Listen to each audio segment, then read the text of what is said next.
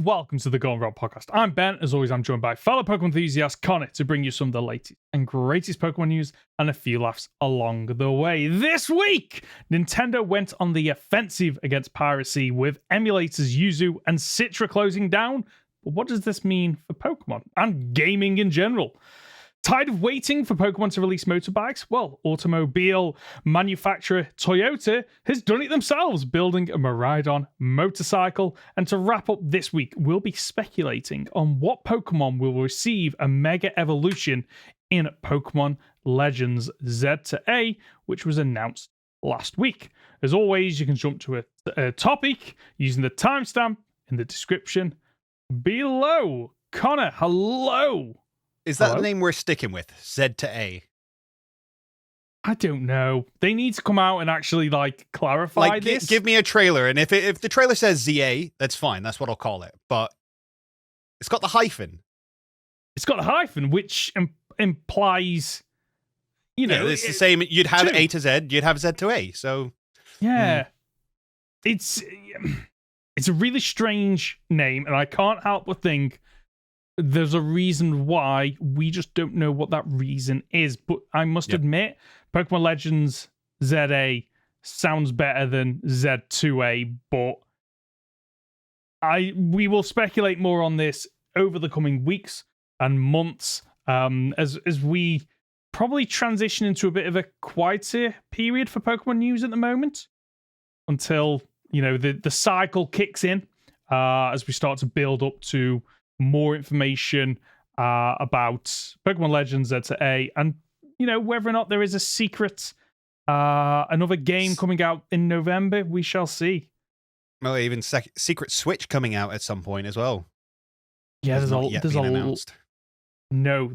lot, to be quite honest with you. That I think Nintendo, Pokemon Company, Game Freak, I think there's a lot of getting their ducks in a row that is going to be happening this year with the successors to the Switch and any potential Pokemon games that come out this year, start of next year, and whether or not they come out on multiple Nintendo systems or not.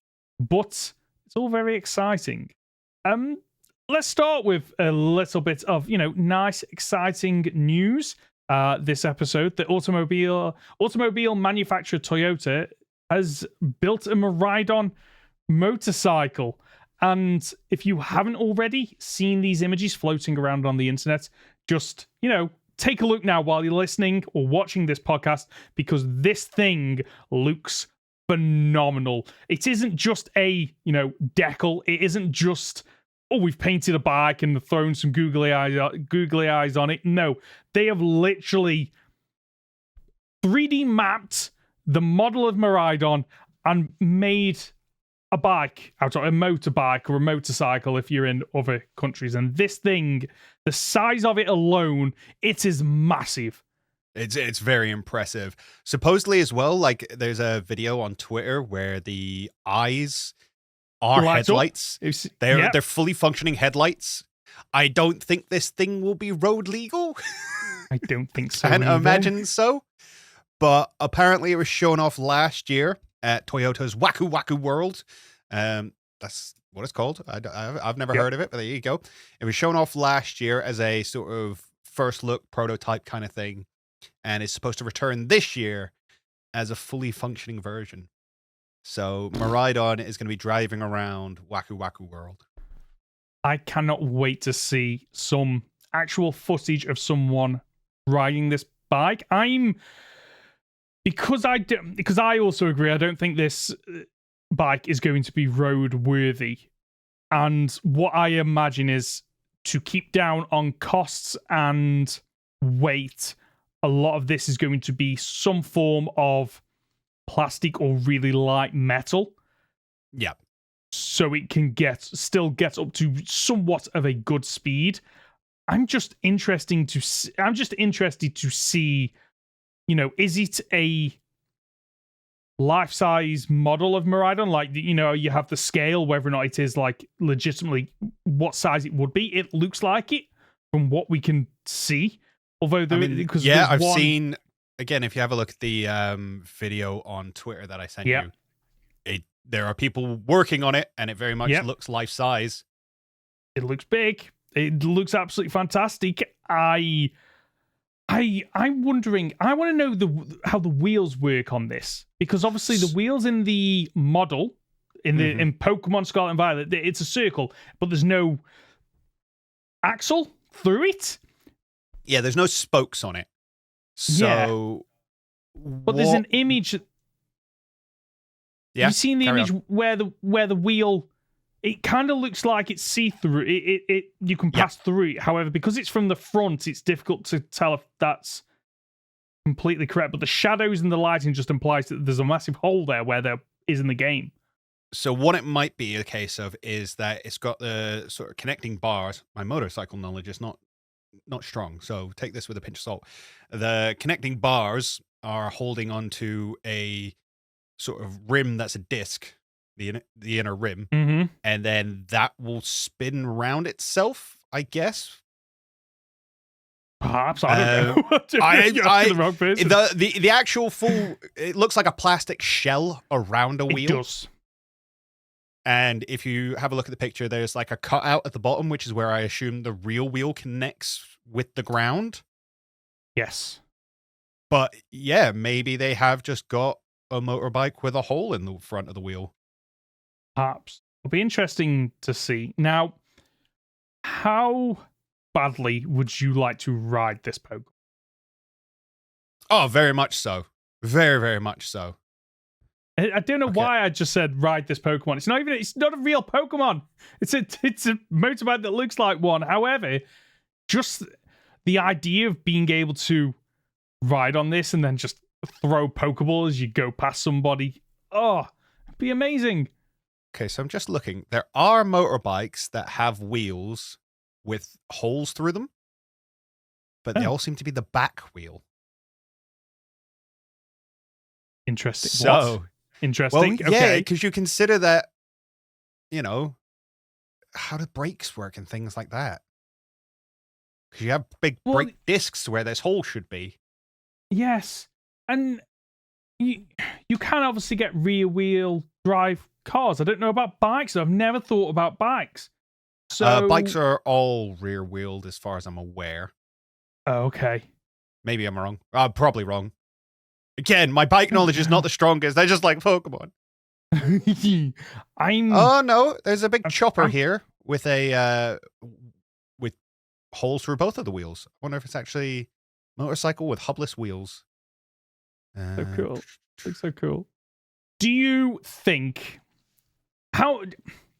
this is a one and done? They are making one and that is it? Or do you think there'll be a limited edition run of 10 that some car manufacturers this is it. It's literally, so usually you'll see at these car shows and bike shows and things like that, a prototype design of a vehicle that's never ever come out.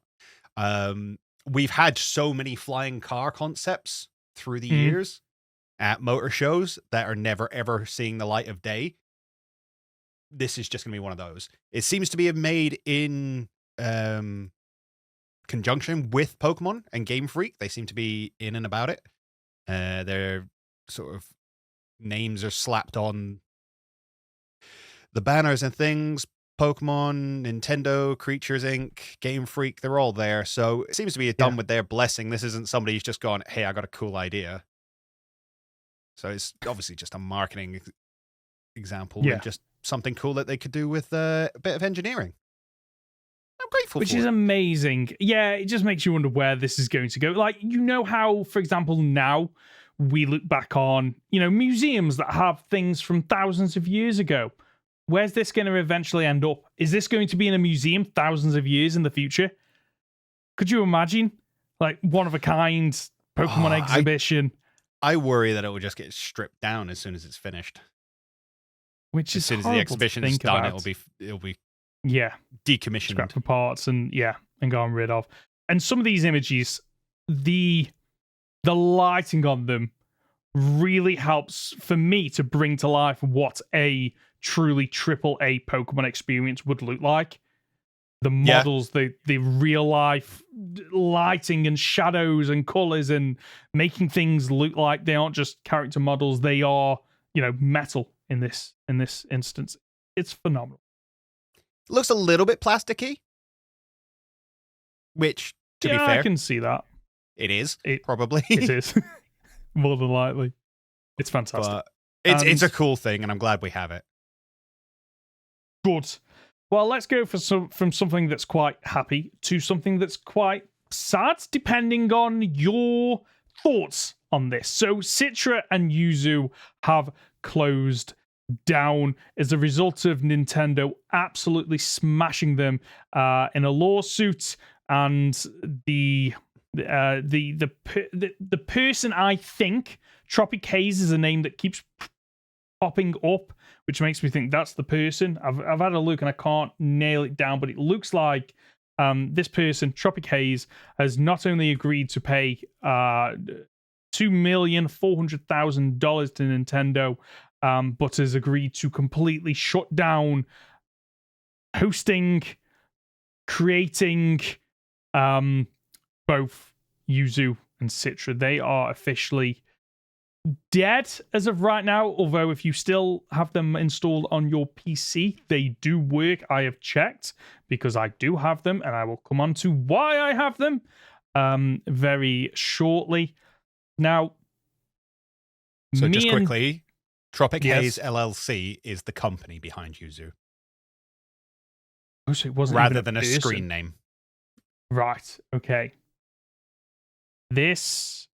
So it's likely more than one person then, isn't it? It's probably absolutely doing this. And you know what? Actually thinking about it, I did find the documents, but I haven't got them, the legal documents, but I haven't got them now. It does make me think whether or not part of their deal in terms of just going, okay, yeah, we'll pay up and let's try and move past this, is they don't actually get named. I can't see any names for these individuals that are involved with this. Well, it'll be a business-to-business lawsuit. Oh, so people you don't sue an individual unless it's an individual. Yeah. You sue them as a conglomerate, as a company. Right. Okay. So we were talking before recording this about what this actually means, and we kind of came to the conclusion that it means a lot more than some people might initially think. And we came to this from two very different angles. So I think just because we're a Pokemon podcast, if we start with my angle first, if that's all right, and then we'll move on to your angle. So anybody that watches any kind of YouTube will more than likely have seen videos of gameplay where things have been edited. So, for example, I used to watch, not so much anymore, a lot of content by the big PokeTubers who used to use Citra and obviously use Yuzu. Because there are certain things that you can do. You can mod them. You can make changes to them. You can update the save files to give you whatever Pokemon that you want. And then you can host online competitions and battle one another. That's no longer the case anymore. You can't do that. I tried to, I reached out to my friend Sam, who was on the podcast the other week, who replied along the lines of, "Oh no, I can still access it." And then I just gave him a nudge and said, "Yeah, but have you tried the multiplayer? Multiplayer is dead on this." So, if you have watched any of my recent Then We Fight videos, yeah, I'm not doing any more of them anytime soon because there's no way to do that, unfortunately, anymore. Not only that, but, it's not just Pokemon this affects. This also affects people that have maybe modded Super Mario or people that have modded Breath of the Wild. Nintendo have come down on what they perceive to be as something that contributes to piracy. And then, Conor, you also mentioned that, this will also affect the speedrunning community because a lot of speedrunners do their speedruns on emulators because there are benefits to doing that. Yeah, they can all load up the same save state and things like that. Consistency. More than anything, on a lot of them, some of this old hardware doesn't quite work as well as it does, as it used to, and PCs just run better. And that might seem a little bit out there because who's doing speedruns on Yuzu or Citra? But this is not just going to be a Yuzu and Citra problem. Nintendo have struck. Everybody is now going to be running for the hills. No matter what emulator you use, if it circumvents Nintendo's piracy protection, which I'll get onto in a minute, that emulator needs to be scared, because Nintendo can come for them. And now that they have won this court case, that has set precedent, and it means they can basically win every court case going forward, because one judge has said, yeah, that's how the law works. And I want to clarify as well, because I've got the legal documents, more so the initial complaint. I'm not reading through all of them. But I just want to point out two things here. So this is Nintendo's initial statement saying why they sued Tropic Haze in the first place. So defendant Tropic Haze LLC is an entity that owns, develops, and operates Yuzu, a video game emulator for Nintendo Switch games. A video game emulator is a piece of software that allows users to unlawfully play pirated video games that were published only for a specific console on a general purpose computing device. Now that statement, I think, is up for debate. We have spoke before about the fact that you can basically create your own ROMs. You can take a DS cartridge, you can take a Switch cartridge, dump the ROM, and then you have the files and you can play it on Yuzu. There are perfectly legal ways to do it. Is it easier to download it from the internet? Yes. Would we recommend doing that? Not always, because if you don't know what you're doing, you're probably going to get some really horrible software and you're going to get a keylogger in your computer and you're going to have a bad time. But you know what? If you own the game and you want to play it on a better piece of hardware like your PC, because Breath of the Wild is capped at 30 FPS and you want to play it at 60 with better graphics, crack on. I love Pokemon on the DS, but I also prefer playing Pokemon at much, much higher frame rates and, more importantly, higher resolution. 4K Pokemon 3D games look amazing. So I think that one's up for debate. The bit where I think this is why Yuzu creators couldn't fight back. So to protect its intellectual property rights and its investments, as well as the investments of third-party developers, Nintendo designed the Nintendo Switch and Nintendo Switch video games with sophisticated security features or technological measures, sometimes referred to as technological protection measures, meant to prevent people from playing unauthorized or pirated copies of Nintendo's video games, whether on Nintendo Switch consoles or on other platforms. So on another bit, they then go on to say, Yuzu unlawfully circumvents the technological measures on Nintendo Switch games and allows for the play of encrypted Nintendo Switch games on devices other than a Nintendo Switch. Yuzu does this by executing code necessary to defeat Nintendo's many technological measures associated with its games. So that's the big thing. It's getting around copyright protection. And if you're having to circumvent copyright protection, it's very hard to then come back and say, well, but we're not stepping on your copyright. It's the same argument as, back in the day, you had like DVR protection and things like that. Yeah. So for our much younger audience, when we used to have VHS tapes, we used to record stuff off the TV. This was before you could just press a button on your home system and it recorded it for you. We used to just record things on our VHS tapes, and then you'd have the movie to watch whenever you wanted, because it only came round on TV once every 3 years or whatever. We're so old. That became such a problem for movie producers that they put laws in place that now you have to have protections against this kind of thing. And it creates all sorts of problems in plugging in different cables and plugging in different systems to monitors and trying to run. If anybody's tried to like capture a PS2, you'll have run into these issues because you just can't. There are protections in place to stop it. And that's because it came down as a legislation from movie producers, basically. That that's kind of what we're going to start seeing here. Is Nintendo have said, hey, we have copyright and protection in place to stop this kind of thing happening, and they're circumventing it. Regardless whether you consider that they're doing it for pirated reasons or not, they are circumventing piracy protection, and therefore we don't like it. We don't like it, and it shouldn't be allowed. And they have won this court case, and that probably means it's not allowed. It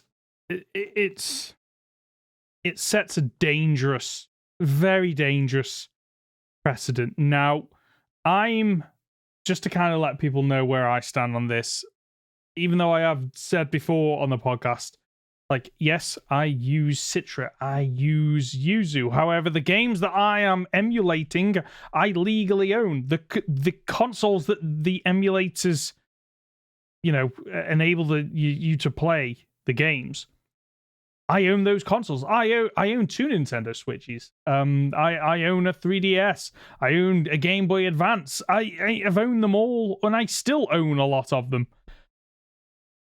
But there are certain things that legitimate games and consoles do not allow you to do. They do not allow you to experience playing games in a certain way. We've spoken before about randomizers.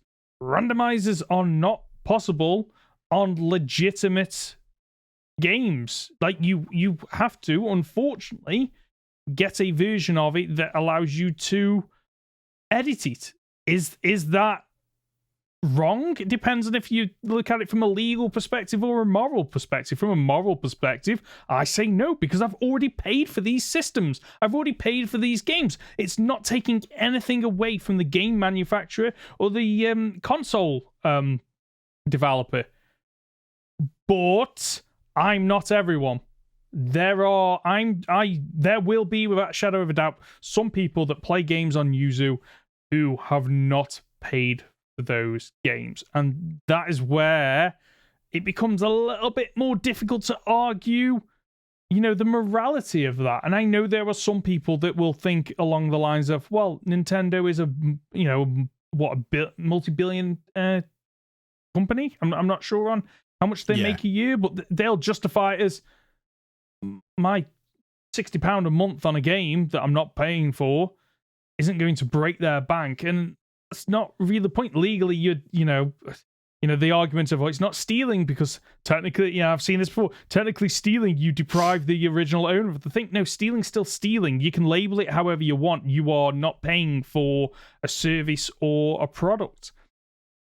But I think that what Nintendo have done here, I think that it sets a very dangerous precedent because, it isn't just piracy they're shutting down here. They're shutting down people that, maybe want to make sure that games are always playable. We have to look back at games that have shut down, games that like as a service, or games that have been taking off stores because certain licenses have fallen through or have elapsed. Or we think about, people that have updated these games to bring entertainment. One of the funniest videos I've ever seen was, I think it was, Point Crow or whatever, where he was playing a Zelda game where every time he attacked, his character got bigger and bigger. And it was absolutely hilarious. This makes that a lot more difficult. And it does actually, thinking about it, one element we've not looked at is it does give Nintendo an avenue to go after content creators. Because if they can go, well, hold on a second, that game you're playing, you've updated that, you've modded it. Is this another avenue where they can go after those people? It is possibly. So again, sorry, I'm not ignoring you. I'm just reading through the legal documents because it's really interesting. Why? I found there's like 3 people, between 3 and 4 people who have been sued here. So between 4 of them, they got to fine $2.4 million to give Nintendo. Which one point that we haven't touched on here that we did before we started recording is that they this Tropic Haze company set up a Patreon account and that Patreon account, you could get certain benefits by paying into it, such as early releases of their latest Yuzu build. Now, that is also something that I think Nintendo will have factored in of, oh no, hold on, you are getting money from this. Doesn't look like that's been part of what they're paying for. Does it not? The payment is legal fees and damages. Yeah. Okay. So Nintendo have managed to swing around and gone, due to the amount of people who have pirated these games, 2.4 million is what's cost us. I wonder how they came to that figure. Well, I can tell you. Do you want to know the games that they've specifically stated? Because it's not all. No, there's not. Oh. Which is kind of crazy, considering that we know of all the games that are on Yuzu, basically all of them. Where is it? Report on filing of determination. So just while you're doing that, yep, I've taken the money. Okay, go on then. So there are 5 games, which is what they've taken into account. This is what they've said, like, you have circumvented our copyright on these, and we want our damages for it. Okay. Legend of Zelda Tears of the Kingdom makes sense. Yep, I was aware of that one. We're pretty sure that one leaked early and was out on Yuzu before it was officially released, which is not cool. No. Animal Crossing's New Horizons, Mario Kart 8 Deluxe, Xenoblade Chronicles Definitive Edition, and Paper Mario: The Origami Kingdom. Okay, that last one. That last one, I have no idea why that's on the list, but okay, fair enough. But those are so somebody will have definitely said, like, okay, those are ones where we can prove that you've had to get around certain levels of copyright code, and you've put code specifically into Yuzu to get around it, rather than the ROMs themselves perhaps needing to be cracked. Yeah. So yeah, that's what they've been sued for. So I've looked at the figure. So, nearly $2.5 million. Divided that by 60 because, roughly $60 a game. I think that sounds about right. It's only 40,000 copies. That's across 5 games. Yeah, that's not a lot, is it? Like, I think Nintendo have maybe not gone... They could have gone overkill on this. I think they could have got a higher figure. And they haven't, But I understand why, because let's say they'd have gone down the path of, no, we're going to just absolutely carpet bomb this and get you for as much money as possible, knowing that you'll never pay this, because let's be honest with you, Nintendo don't need this money. If it's suddenly, they've sued them for 50 million, people are probably less likely to worry about that because, like, well, I can never pay 50 million. It's fine. They're not going to come after me for 50 million. 2.4 million, like... That is feasibly something you can earn in your lifetime. Do you really want to be looking over your back as someone that's created an emulator or is thinking of developing an emulator? Looking over your back thinking, any point I could get a letter from the lawyers of Nintendo basically saying, yeah, not only are you shutting this down, but you're going to pay us damages. Like, it's just not worth the risk, which is why I'm not sure if you mentioned it in the recording or before, we've started to see other emulators go free or just there was a Android emulator called Drastic Emulator, which is now free on Android. I believe it emulates DS games. Yeah, it's a DS emulator for Android. It's now free. It was $4.99. It will disappear very soon. Because here's the interesting bit, right? Do you want to get do you want to know the official judgment? Yes, of course. Right. So Nintendo of America markets and distributes video games.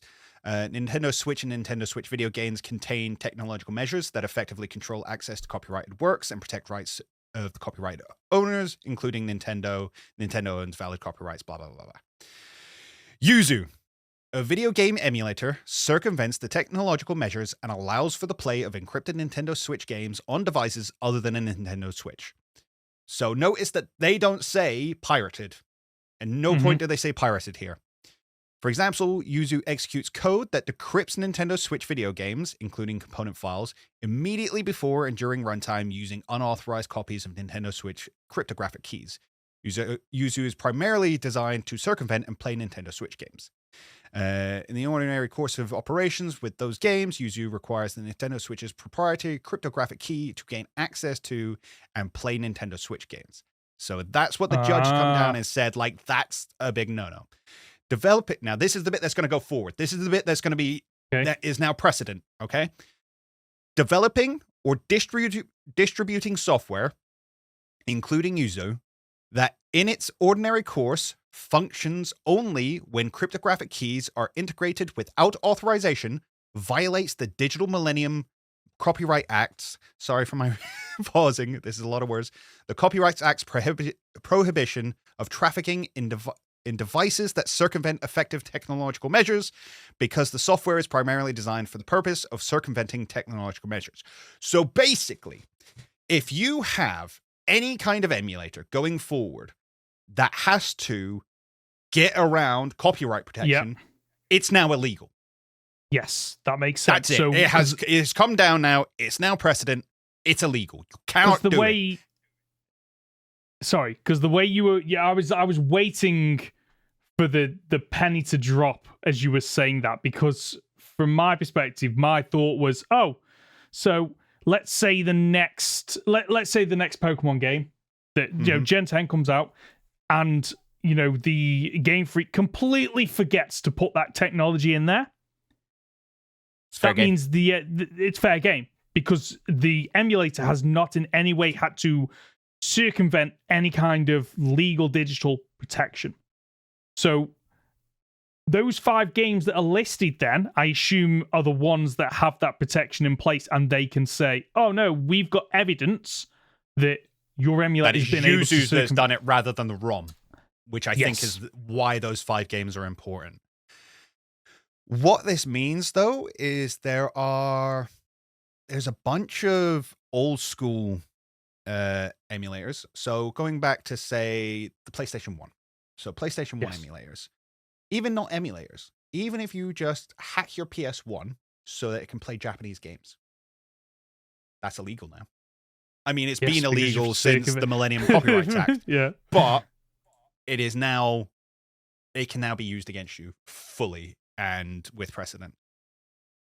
That's scary. And really I think this could actually do damage to video game archiving. Yeah, because there are thinking so about many, like old school arcade games and things like that. The only way to get them now in like their original state is to make them playable on other devices. Interesting. It really is. But the one of the questions I have is, like, where do we stand on where those games are no longer available, but there is still digital protection in place? Like, that's a scary thought of, this game, you cannot legally obtain a version of it from anywhere. However, like you say, someone that's archiving video games, which I maintain is a valid reason for, getting versions of games and breaking them open so that future generations can experience them. That's according to this, not allowed. No, but if you're getting around copyright protection, that's it. That's it. Which is crazy, because you have a look at like videos of old copyright protection, and you see videos of like Zelda's hair going everywhere, or you'd be able to play up to the demo and then everything would just break. Yes. Whereas now people have got so sophisticated. Like the problem with trying to go against hackers effectively is that they're always ahead of you. You're always protecting against what they're already doing, which means you're playing catch up with them. So there will always be more sophisticated ways to get around the copyright protection. So now it's just a case of like, no, I'm just not fighting you on that front anymore. Just if we put anything in place, you're not allowed to do it, and we will sue you into the ground. What do you think was Nintendo? Why now for Nintendo, I guess? Is it because they have been waiting for a while to kind of get that haha gotcha moments? Because obviously this isn't something that has happened overnight. They've obviously been planning this for a while. Makes you wonder how long this has been going on for. I can tell you exactly how long it's been going on for. The motion Oh. got... Oh, my God. The initial complaint got filed in February. February Last 26th. year? No, this year. This year. Okay. This took Wow. all of about 10 days to be filed and finished. Yeah, because Yuzu, what? Well, they just folded. What were they going to do? What were they going to? Of course, like, what were they going to do? Go up against probably one of the most like well-trained, highly paid group of lawyers in existence? Who'd take that case? No. It was never gonna end well for them, and they basically went, okay, if we fold now, we can be less can at least- bankrupt, I guess. Yeah. They have had to release a statement. Oh, yes. As part of the legal procedures. So they write, this is a Twitter thread coming straight from Yuzu EMU. Hello, users and Citra fans. We write today to inform you that the Yuzu and Yuzu's support of Citra are being discontinued effective immediately. Yuzu and its teams have always been against piracy. We started the projects in good faith, out of passion for Nintendo and its consoles and games, and we're not intending to cause harm. But we see now that because our projects can circumvent Nintendo's technological protection measures and allow users to play games outside of authorized hardware, they have led to extensive piracy. In particular, we have been deeply disappointed when users have used our software to leak game content prior to its release and ruin the experience for legitimate purchasers and fans. We have come to the decision that we cannot continue to allow this to occur. Piracy was never our intention, and we believe that piracy of video games and on video game consoles should end. Effective today, we will be pulling our code repositories offline, discontinuing our Patreon and Discord servers, and soon shutting down our websites. We hope our actions will be a small step towards ending piracy of all creator works. Thank you for years of support and for understanding our decision. Now, there's a couple of bits in there I want to pull apart. One, fair enough, they come out and say, like, look, we weren't trying to get around piracy. We just wanted to play some games on better hardware, which I get it. Fair enough. Yeah. It's also interesting that they point out it allowed people to play games early. And I think that answers your question of why now. Tears of the Kingdom came out early. Yeah. They released the biggest game of like the end of the Switch's life cycle, came out early, pirated. And that's just never, ever good for a company. You got to imagine a lot of that 2.4 million in damages. A lot of that would have been Tears of the Kingdom. Like compared to Paper Mario, exactly. I think a lot of it comes from Tears of the Kingdom. The other thing as well, we hope that this will be a small step in ending piracy. It won't. No, agreed. Ask it won't. anybody who ever fought against Napster. It just doesn't work, guys. It doesn't work. You can't sue people into ending piracy. The only way to end piracy is to make it easier to have these games legally than illegally. That's it. Yep. 2.4 million is not a lot of money to you, Nintendo. This does not help your cause. Just release old games. Oh, sorry. Rage. No. What's the quote from? Is it Gabe Newman or something from Steam that he says that piracy isn't a cost issue. Piracy is an access issue. And don't get me wrong, obviously that's generalizing there. For some people, it will be a case of I just don't want to pay. But me, for example, like I used to pirate a lot of videos and movies, and then Netflix came around, and for years I didn't need to, because for the low price of £5 a month, I could watch pretty much 90% of content that was available. And now the frustration is that, well, it's not $4.99. It's like $8.99 for Netflix. But then now I need Disney. I need Amazon. I need all these different things. And, that's why me and my family and my wife's family, we account share, because, it's not the money issue. It's the fact that you're having to go down all these different avenues just to watch something. And I think that, that's the case with gaming is, unfortunately, you've got games on the Switch, you've got games on Sony consoles, you've got games on Microsoft consoles, you've got games that are on Steam, you've got part of an overlap. And, for some people, it'll be a case of, well, I want to play this game that's available on the Xbox, but I'm not buying an Xbox for one game. So what's their alternative? What can they do? The alternative on Xbox is you get Xbox Game Pass. The alternative on PlayStation, bargain. Which is a bargain. PlayStation does have the PlayStation Plus thing, which isn't as great, but at least it's an option. Yes. What's Nintendo got? Oh, well, if you get Nintendo Online, you get some, N64 games? Yeah. You get some SNES games? It's not good enough. And No. as we move towards a service-only world, I don't think buying physical copies of games is really the way forward anymore. And I think Xbox really has got it nailed. Agreed. Like, they're not even doing exclusive anymore because they know there's no money in selling Xboxes. They know nobody's going out to buy an Xbox to buy Halo. So we'll just include all the games on Game Pass and let them play it on the freaking PC, because that's what they want to do. Exactly. Like, it's absolutely amazing. Like, some of the latest games on Xbox, and I don't own an Xbox anymore. I got rid of mine a couple of years back, and the amount of times I've said to my brother, "Oh, have you played this game?" It's like, "Yeah, I played day one on Games Pass. I pay like £7, £8 a month, and I can play 99% of all Xbox games, and I can also play most of them on my PC." Like, that is how you address an issue of piracy. That is how you address it. You go, oh no, people want this content. Well, let's give them that content in a way that, is easily accessible and at a cost that isn't too much. And unfortunately, or Nintendo you got the PlayStation route, which is build a better PC than most people have. Yeah. So sure, they can pirate it, but they're not going to be playing it. Yeah. Whereas Nintendo have nothing to stand on that makes piracy a bad idea. No, I get that. Yeah. And the problem is with Nintendo as well, at least, when I think about PlayStation, for example, now I don't have a pirated PS4. A member of my family does. Now, for me, the reason I haven't gone down that route is because, I've still got a PS4, and some of the games that I want to play are down to like £2.99 now. I don't need to pirate it because I just wait for it. There's a game that I wanted to play 5 years ago. It's finally come down in price. I'll just get it.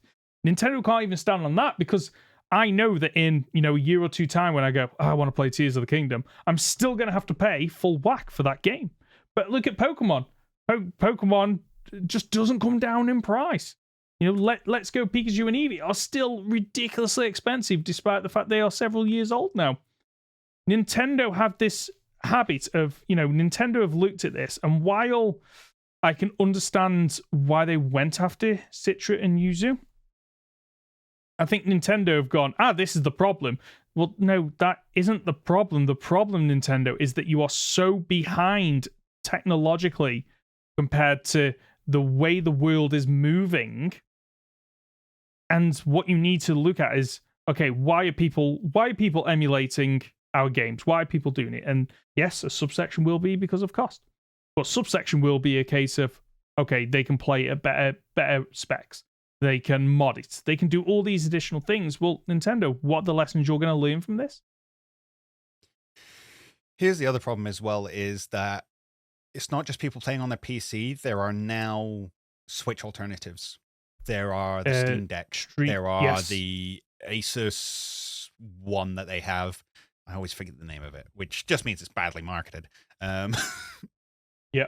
But there are better options to have the same experience, which they never had to fight before. So I think a combination of people being able to play Tears of the Kingdom on their Steam Deck a week early than release was enough for them to go, nah, shut it down. Yeah, gotta do something. Yep. Oh, this is...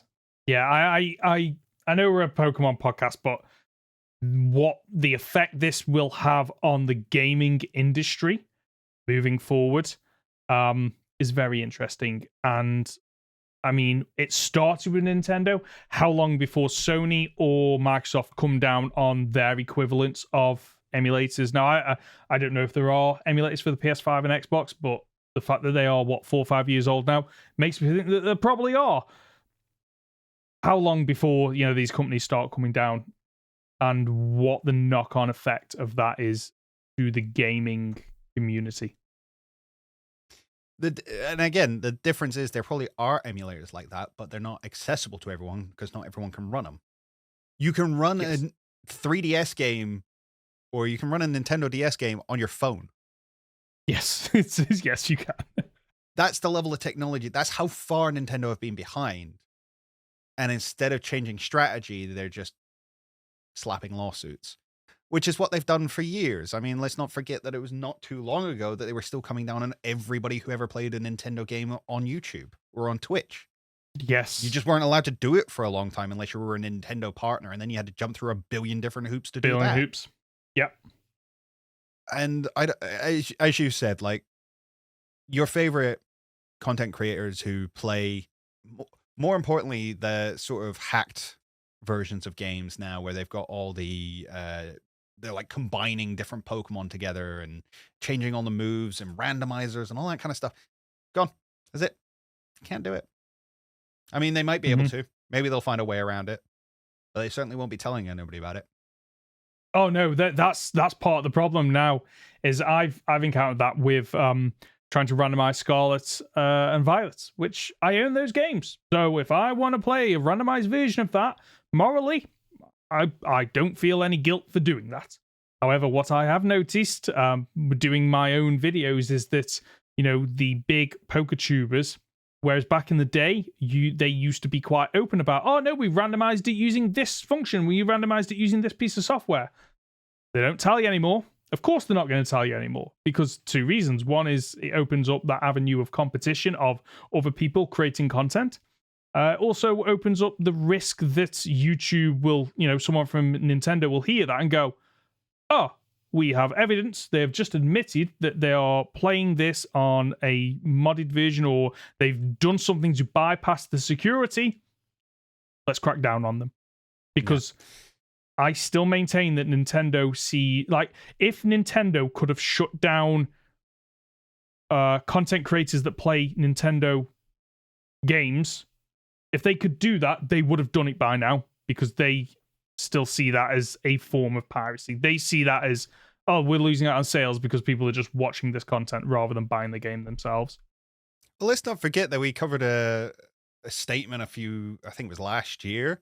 Somebody long said time that, ago, Nuzlocke are just as bad as hacking, which is Yes. obviously a misunderstanding of what Nuzlocke are. We came to the conclusion that they meant Nuzlocke randomizers. Mhm. But yeah, like I know some content creators who have turned around and said like, oh yeah, I've spoken with people at Nintendo. They've said, we'd love to work with you, but you play randomized games. We can't do it. But no, We're not going to come No. down on you because we understand that you're bringing attention to the company and the games and things like that, but we will never associate with you.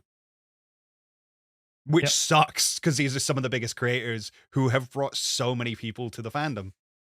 yeah. And I think that's part of the reason why we will never get any form of randomizer or Nuzlocke on official Pokemon content, because it would be seen as them admitting that it's okay to do that. Like, they can't do it because of, the association. Which sucks, because again, if you give it as an option to do it legally, people will stop doing it, quote unquote, illegally.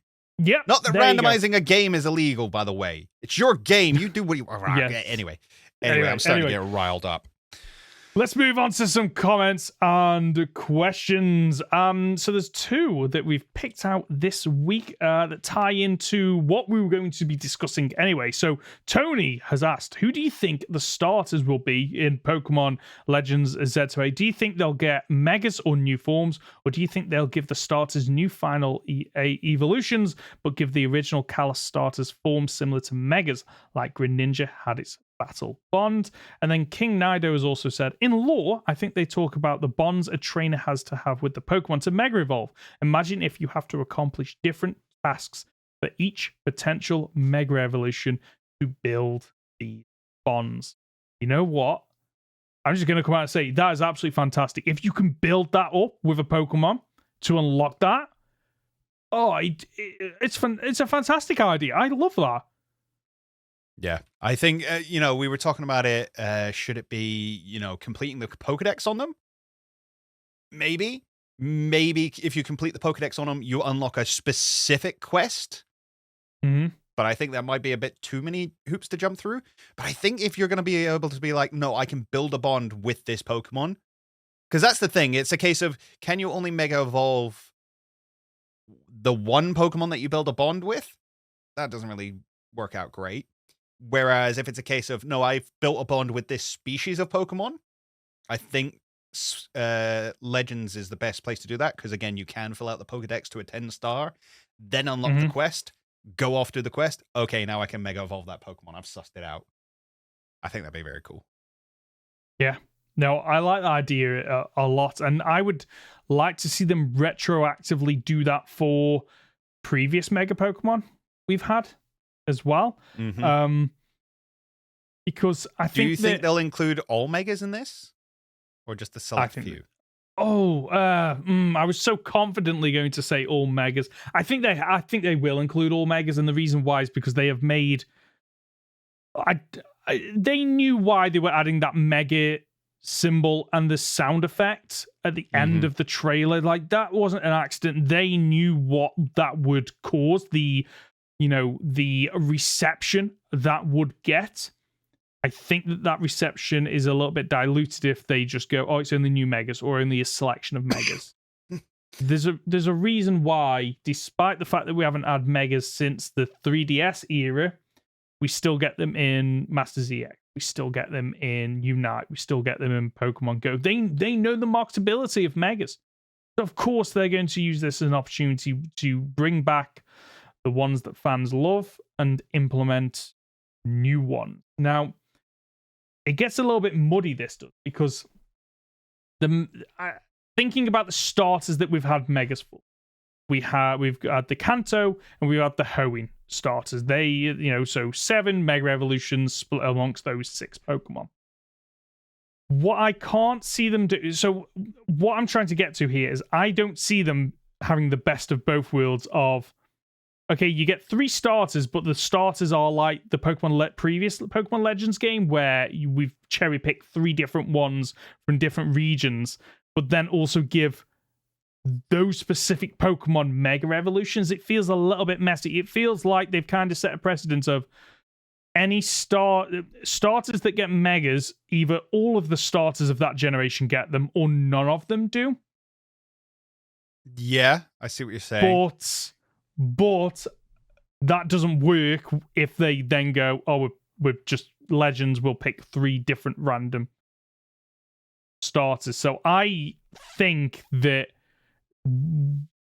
starters we get in Legends ZA will be like Legends Arceus of, oh no, they've just got a different form at the end. They don't have a Mega, and Megas will be reserved for other Pokemon out and about. What I would love to see is something similar to the bosses that you have to fight in Legends Arceus, whereas instead of them being enraged, you're fighting the Mega versions. I think that would be fantastic. That's very cool. Yeah. But weren't all the bosses? All the bosses were Hisuian form already. They were, yes. So this is one of the things I was going to ask about the starters as well. Could you see them getting a Colossian form? I love that. Colossian. I've not heard it before, but I love it.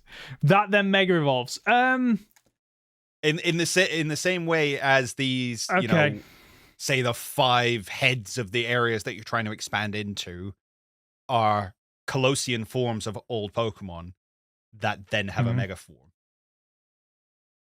Is it too new? That working. Yeah.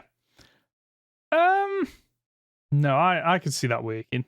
I can see, because the Legend series is definitely their almost playground. It feels like you look at Arceus and you look at how different that was. It kept that formula, but then went, okay, let's mix this formula up. Legends, I could see them being a lot braver in Legends and just trying new and different things. So I actually think we will be getting new forms, new Megas, returning Megas. And the great thing about the Kalos region is it's got the 3 zones. It's got the coastal, the mountain, and I can never remember the third one, with such a diverse range of Pokemon that I think most generations will be fair game to having megas, which was a criticism I have of the current batch of megas. Is it's predominantly generation 1, 2, 3, and then a handful of others from 4, 5, and only one from 6, which is bizarre to me that the generation you introduce Mega Evolution, you don't give it to any of the Gen 6 Pokemon outside of Diancie. And it's a mythical. It's a mythical. Exactly. Very, very strange. Now, I think we are going to see at least 1 or 2 new Pokemon from Generation 1 that have Megas or different forms.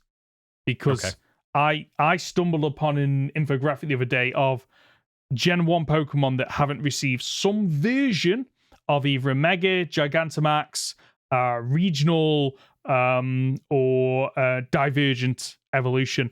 There's not a lot left, folks. It's like Dodrio. The Nido King and Nido Queen. You've got Staryu and Starmie. You've got who else? I'm thinking now. What else was on there? And there's no way I can pull this up.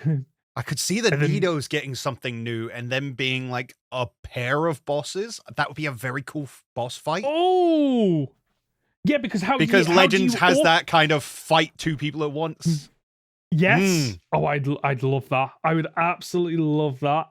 I could see that happening.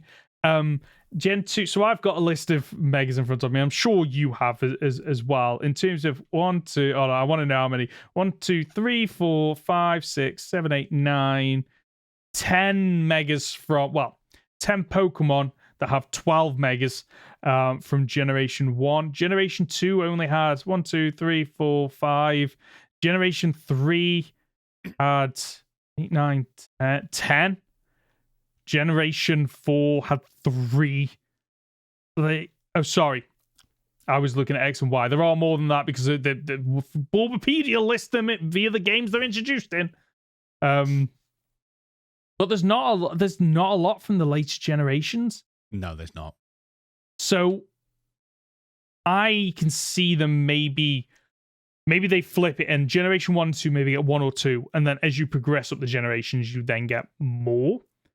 But I actually have a question for you, thinking about it, which isn't related to megas and regional forms, but I think is a question that impacts on that question. Are we only getting Pokemon up to Generation 6 in this game, or are we getting Pokemon from Gens 7, 8, and 9? I'm thinking about Legends Arceus. You did only really get them up to Gen 4, didn't you? Gen 4. Do we think this is what we're going to see only up to Gen 6, which I'm happy with? It gives those older Pokemon room to shine once again, the Pokemon that have been forgotten about. Yeah. And you know what I like about that? Is it means that's not true. Basculin with Gen 5. Pardon? Basculin Gen 5, yes. And you're right, Lilligant was Gen 5. Yes. Hold on. Wasn't yeah, the ice one was Gen 5 as well. What's it called? Avalok's Gen 6. I always swear it's Gen 5, but I think you are right with Gen 6 actually. Yeah. Oh, okay. So right. No, there are later generations in there. There are. Okay. That throws my idea out, but I still Plus think you had all the you got evolution. You got the evolutions, you've got the not the weather trio, the genies. Genies, yeah. So yeah. Okay then. Right. Okay. So yes, we're I getting Pokemon think we later. will see Gen 7 and Gen 8. And Gen 9, I think. I think it'd be a waste not to see some. Yes. Which ones we'd see is up for debate, but I think we'd see some. I agree. Should we speculate on which Pokemon we think we're going to see then? Pokemon we think we're going to see in the game at all, or Pokemon we think would get Megas? Megas. Let's do Megas and regional forms. That's what people want to know. Look at the smile on your face. I know you want to do it. You want to speculate. So, thinking about Kalos, and I'm trying to think if there's any Pokemon that tie in with the story or what they could do there. And I'm going to start with Gen 6 because that's the generation that we're on. Okay, let's do Gen 6 Pokemon first then. Let's do Gen 6 and then kind of work our way back, perhaps. Do you think, the obvious one is, do you think we're getting Megas for Xerneas and Yveltal? Like we did for Palkia. Well, sorry, we didn't get Megas for Palkia and Dialga, but we got Origin forms. Do you think we're getting Megas or forms for these two Pokemon? So the question is then, do they have 100% form? Because that's what Zygarde has. It has 100% form. But it then brings into the question, they can't be stronger than Zygarde because Zygarde has to keep them both in balance. So if you make Xerneas and Yveltal stronger, then you have to give Zygarde another form. And if you get Mega 100% Zygarde, as much as I'd love to see it, I think it becomes a little bit insane. Yeah, because Zygarde's complete form like when I look at that, if someone told me, oh, it's a Mega Evolution, I'd believe them because of the design and the power. Like the alternative way that you do that is almost like Yveltal and Xerneas are like Zygarde's 10% form, and therefore there's a 50% form for them, but it still never surpass the 100% form of Zygarde. I think the easiest way is you just get new forms for those Pokemon. You know what? We kind of have a form for Xerneas that we never ever got to play with. Yeah, he's got the neutral and the active form apparently, and we never get the active form. We never we battle it when it's all multicolored, and then every time you play with it, it's got that light blue to its horns. Which, you know what I would like, and I don't think this will happen. Like, you know, Xerneas is about life, Yveltal is about like death, for lack of a better word. I'd like to see forms that flip that. Because Yveltal gets, gets the bad end of the stick. He's seen as a bad Pokemon. Like, let's flip it around. Maybe it's a cycle. Like, Yveltal in this cycle is, life, and Xerneas is death. You flip it. I'd love to see that. Yeah, I could see that. In terms of other Pokemon, then, that I want to see get a Mega, I think I'd like to see Hawlucha get a Mega, just to see where they could go with that. Hawlucha was on my list. I think it's got enough fan recognition to make it worthwhile. It was on Ash's team. People like it. Yeah, it's a standout from that generation. Yeah, I think it definitely deserves it. Yep. Go on. On a similar note, a Pokemon that is a standout from that, should have been a standout from that generation because it was marketed so much, and then kind of you did nothing with it, and it was a terrible Pokemon, and definitely deserves some power up. Go. Yes, please. Yes. Make it. I'm trying to think what you could make it. If it's it's a goat that goats typically go up mountain. Give it grass rock or grass ground, like it's up in the mountains and it's kind of adapted to that harsh environment. I would love to see Go-Go get a alternative form or and its horns just get massive and its bush starts growing things out of it. Sure. Yeah, I think there's probably an argument to be made because for Tyrantrum and Aurorus to have either an alternative form or a Mega, mainly because the fossil mechanic in that game is so feels to me very prevalent because it's accessed really early game, whereas typically the fossils are later on, so you stumble upon it quite early, and there are certain trainers that have those Pokemon, and I just think that there's a lot you could do with their designs to really just take them to the next level. I think you tread a very fine line with Tyrantrum. I think Tyrantrum is about as designed as I'd like a Pokemon to be. Now, that being said, I'm not a big fan of Mega Tyranitar. I think it's over-designed. I think it's got too much going on. And I worry that's the direction a Mega Tyrantrum would go. I can see that. But I do like the idea of getting Mega forms of those two. They are two of the best fossils. Yep. The one other Pokemon I would love to see get some kind of Mega or regional form is Talonflame. I thought about Talonflame because it was really strong in Gen 6, Yes. And then they nerfed its ability. So it's kind of dropped off ever since. Mm-hmm. So it would be kind of cool to see. I'd say it'd be cool to see a Mega with its...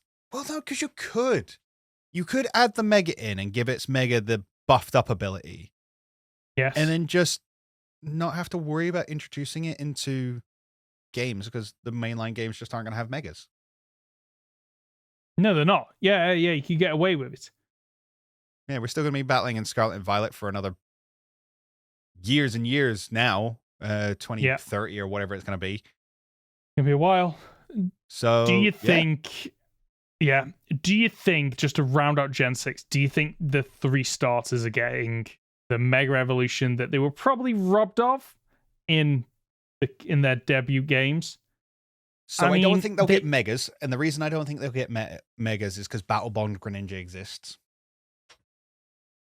Okay. And it kind of goes against the lore of the show, because nobody goes, back in the distant past, there was Mega Greninja, but it hasn't been seen for years, and you've done this without...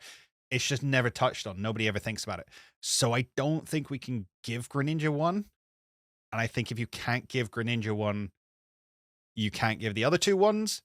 Yep. That being said, would it be cool if you master Mega Evolution? So you unlock all your different Megas across the board, and then you get to learn Battle Bond.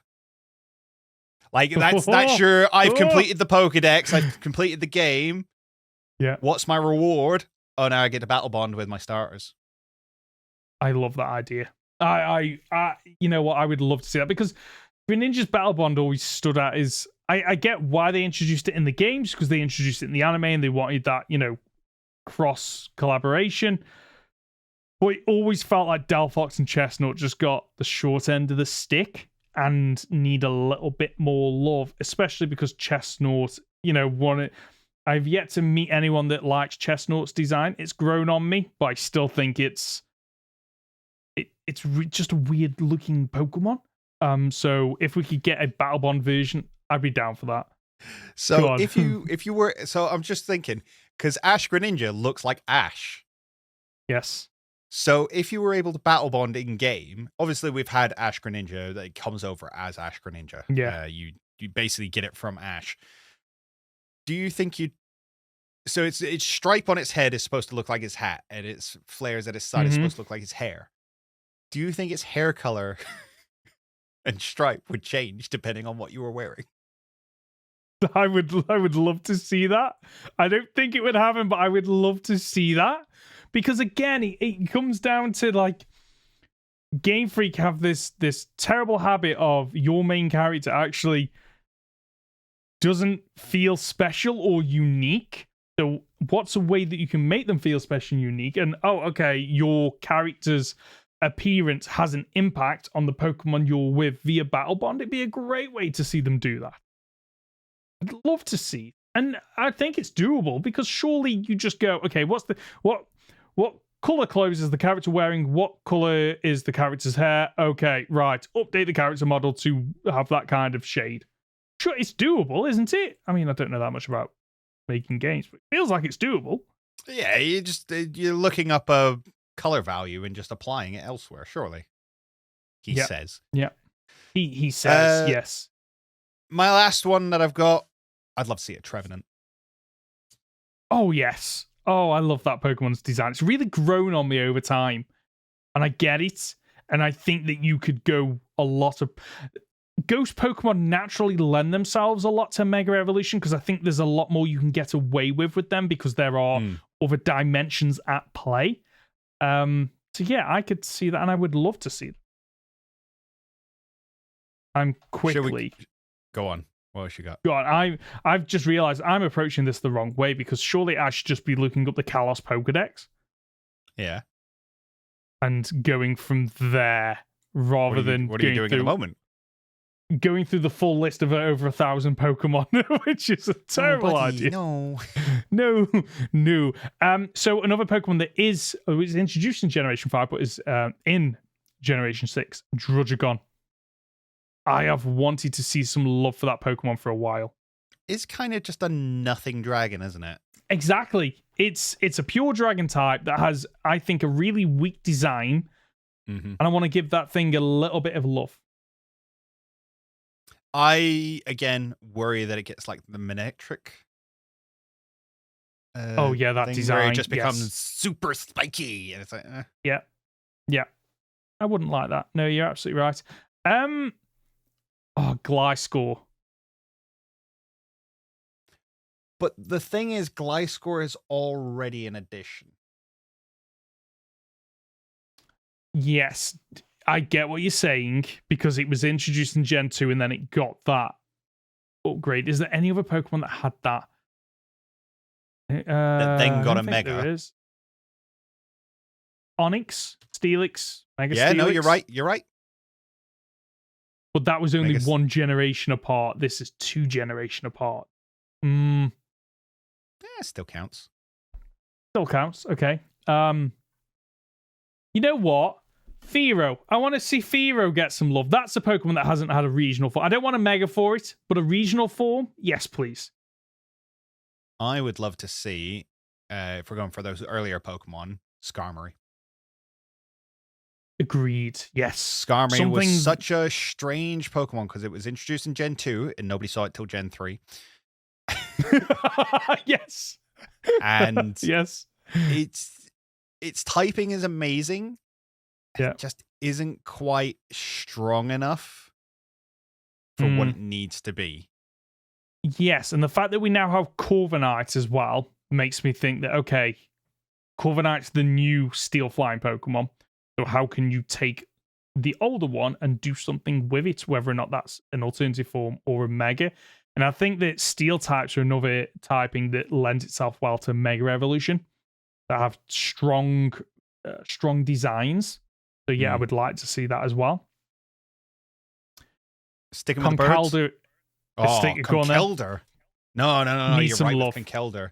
We were talking about Pokemon that fit with the concept of the game. So this is one I could quite easily see, like, oh, we need you to go and catch this really strong Pokemon that's going to help us with construction. And it's a Mega Conkeldurr. Perfect. Yes. Makes perfect sense to me. Yeah, and Conkeldurr just feels like an easy one for Mega Evolution because you just bulk it up a little bit, standing up straight, and instead of it holding the things like that, it's like lifting them up or something. Or maybe, it's that strong that, I don't know, it's maybe started to merge with the cement or whatever it's got a little bit, and it's kind of forming around its arms or something. I could see some really good designs with that. Yeah, that could be a lot of fun. I was on Staraptor. Yes, that is long overdue something else. Yes, no, you're absolutely right there. I think it's one of the best birds we've ever had, and I want to see it get some love. I agree. I like that. I like that idea a lot. Who else is in the... Floatzel's another one that I think just needs that extra little thing, but obviously it was in Legends Arceus. Do I think they'll be doing anything different in this? I don't know. You know what? I was going to say Arbok needs some love, but I don't know where you go with a snake in terms of a Mega, so I think that would have to be a regional form. Yeah. Which I is think doable. A regional Arbok works better, and realistically, Seviper is kind of a regional Arbok. Just saying. Yeah, just saying. Macargo needs a little bit of love. Needs a little bit of love. On the idea of a legendary, because legendaries always get new forms, I think considering that we've just had Paradox forms for the Swords of Justice, we could get a Mega Keldeo. I could see that. Yeah. It's a very French Pokemon as well, isn't it? Like the swords. It is. The Three Musketeers are all French, are they? Yeah. I haven't made yes, that up. I think so. No, they are. Yeah. I'm like, are they Italian? No, I'm pretty sure they're French. But I'm 99% sure they're French as well. So one Pokemon that I'd imagine people listening to this might have screamed at already, and the only reason I'm bringing this up is because I have seen this Pokemon's name floated around as a Pokemon that missed its chance at a Mega Evolution, and it's now potentially getting another one. It's Flygon. Yeah. Do you think this is it? Do you it has to? Because their excuse last time was we couldn't come up with a design. We were going to give it a Mega Evolution, but couldn't come up with a design. You've had no excuse now. You've had 10 years. Yeah. And change its typing as part of that. We finally get our first Dragon Bug Pokemon. I could see that happening. Yep.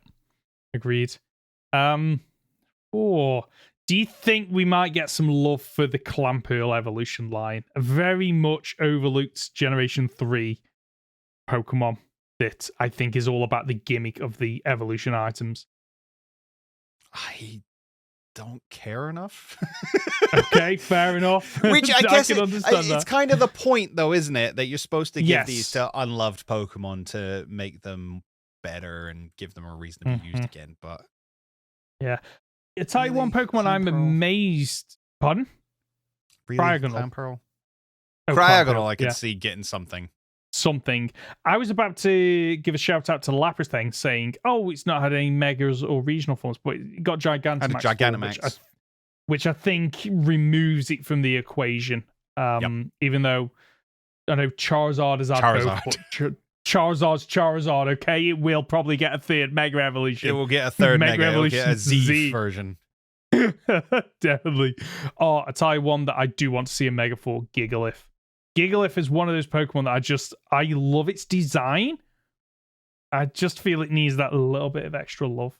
I would love to see. Again, Gigalith, I think, lends itself more to a regional form, similar to Golem, rather than a Mega. Yeah. But that's just me. Mm-hmm. Golurk? Just that crack's just completely busted open. Yeah, I could see Golurk working. Mm-hmm. I would love to see maybe. Do you know what? A Mega. Which one's the evolved version? Chingling or Chimecho?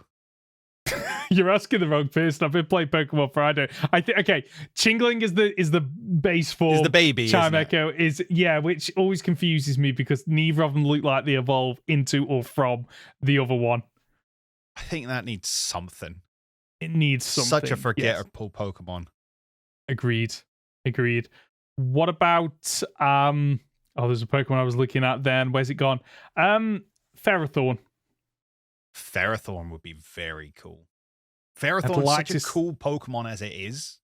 Yes. If you just give it a little bit more, give it like the Metagross approach where it just gets more arms. Okay, yeah, I could see that. I think if we include Ferrothorn in here as well, it'll be really cool because it'll be like stuck to the ceiling, which is not something we've been able to see in games up till now. No, we haven't. Yes, I like that idea a lot. I know we had in the last Legends games a lot of Spiritomb. We did, yes. I don't know because of that if we'd get a Mega Spiritomb. But I'd like it. Yeah, I would like it, but I don't think we will. No. Okay, so there's only a handful of water Pokemon left from Generation 1 that haven't had some kind of upgrade or update. Starmie, Cloyster, do you think there's a possibility of a regional or a Mega Evolution for those? I mean, what do you do with Starmie? Because it's kind of just two Staryu strapped together. No, I can see that. I think that's why it lends itself to a regional form. Yeah. You know, it hasn't got the psychic power anymore, and maybe it's flying because it likes to fly around or something by spinning it. I think there's something you can do there. Cloyster, I could see getting a Mega form, and you pay homage to the initial design and turn it back on its side and just make its spikes bigger. Oh, yeah. I could see that as well. The thing is, you could literally pick any Pokemon and be like, it'd be cool to have a Mega for that. And it would. Yeah. It just would. I think what I like about this, though, is the fact that it just opens up it opens up the opportunity to give some Pokemon that have been overlooked a lot more love. Like, let's look at the latest generation, Tentacool and Tentacruel. I love Tentacruel's design, but it's been overlooked for quite a long time, and yet Generation 9 went, okay, yep, let's do it. And I know it's not a regional form, it's divergent form, but it's still a way to give love to something that has been overlooked for so long. So do you think we'll get any... So we were talking about whether they'll include Pokemon from Gen 7, 8, and 9. Do you think any of those Pokemon will get Megas? Oh, that is you know what? Because obviously a bunch of the Gen 8 stuff already got Gigantamax forms. I think they'll include a Mega for... At least one Mega for a Pokemon from each generation. So every generation will be represented with a Mega. Some generations will get more. I think one will get the least number of new Megas, but I think when you look at Megas overall, one will still have the most. Because obviously you've got the previous 3 games that introduced Gen 1 Megas. Mega Indeedee incoming. And again, Indeedee is one of them that just needs a little bit more love. Indeedee's fantastic. What? Like competitively, Indeedee's fantastic. Oh, is it? Yeah. Oh, okay. It's really good. What about regional forms of the pan monkeys? We've got grass, fire, water. Give us electric, fighting, ground, maybe? I don't know. Rock? I don't know. Just I'd like that.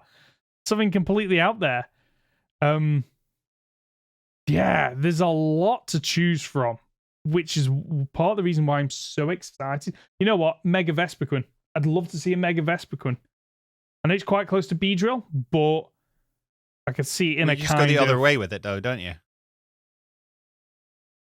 In what way? Beedrill became very spiky. You just make Vespiquen more elegant.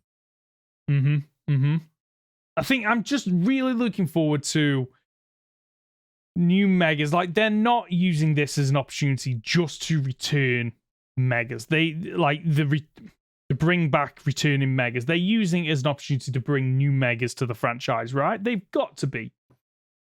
Yeah, I can imagine them bringing new Megas. I can imagine them bringing new regional forms. Do you think we'll get any more Divergent forms? Is it weird that I kind of hope not? No, I agree. I would just rather them say the regional forms rather than divergent forms. I don't get why they added that clarification. I just don't understand what that... Because it doesn't tie into the games or the lore or anything else. So why implement that? Why not just go, the regional forms? And I guarantee you, if people didn't know they were divergent forms and you just asked a person on the street, they go, oh, no, that's a regional form. That's just what you'd assume they were. So I hope they don't bring them back. And divergent forms feels like it's something that works for present day games. I don't think it works for past games, like setting the timeline in the past. I just don't see that working. Or at least it being very, very messy. Right. On it. I'm very aware that it's coming up to an hour and a half. The last 15, 20 minutes was us just geeking out about Pokemon that could one day get regional or mega form. So is there anything else that you want to add before we probably look at wrapping this up? Starter guesses. So this really annoys me because we've already had this conversation a long time ago and we thought we nailed the 3 and I can't remember what the 3 were. Did we? I can't remember. Yeah, it's been playing on my mind for the last couple of weeks now and I can't think what we chose. I can't remember. If someone remembers what we said, let us know, please. Because I can't go through 80 odd episodes trying to find a 20-second clip of where we chose who we thought the Pokemon starters were going to be. Trying to remember what we said. And I think I can't remember. But if if you put me on the spot now,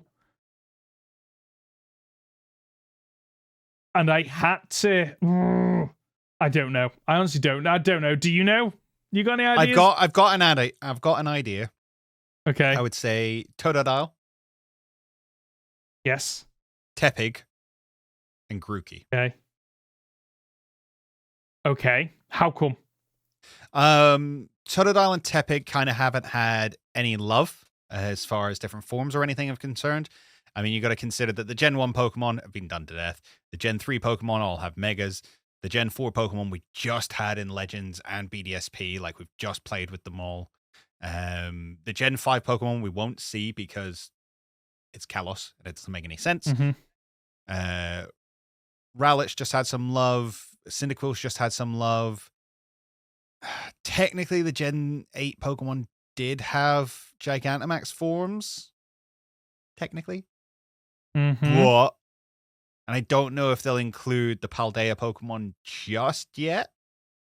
Feels a bit early. I would say you could swap out Fuecoco for Tepig, but then you got two crocodiles, which maybe it's a wishful hope that I want a new form for Alligator because it's one of my favorite Pokemon. Totodile is one of my favorite Pokemon of all time. Okay, right. Good to know. Maybe they lean in. Chikorita is fine. Yeah, 6s. Give us a game. Yeah, I could see us getting a Gen 2 Pokemon out of the two remaining.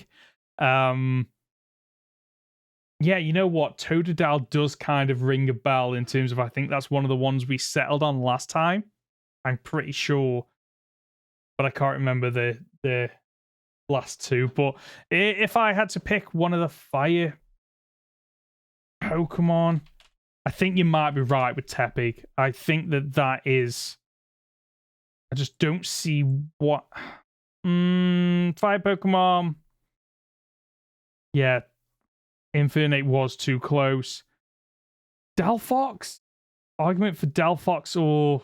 Again, it's Kalos. Or... I don't think we'll get Oh, no, you're right. the Kalos yes. starters in a Legends game. No.